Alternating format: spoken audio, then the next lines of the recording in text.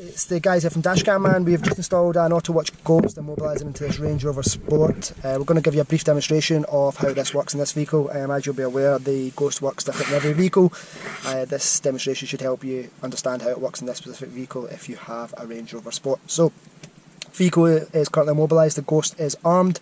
We're going to give you a demonstration of now what would happen is if you basically try to start the car without popping in the correct pin sequence that we've entered on this vehicle and we've set on this vehicle. So button is in the top left hand side corner for start, foot on the brake.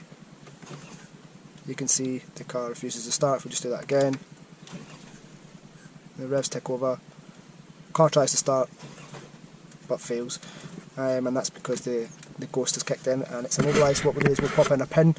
Just for demonstration purposes, we've made it the set minus button on this vehicle with 4 button clicks of that, so we'll push that 4 times. 1, 2, 3, 4. You'll get a confirmation flash of the indicators. Okay, and then we can now start the car and the car remains started and you're good to go. If you're looking for a similar system installed into any of your vehicles, please don't hesitate to contact us on 07415 928 963 or drop us an email at info@dash-camman.co.uk. Thank you.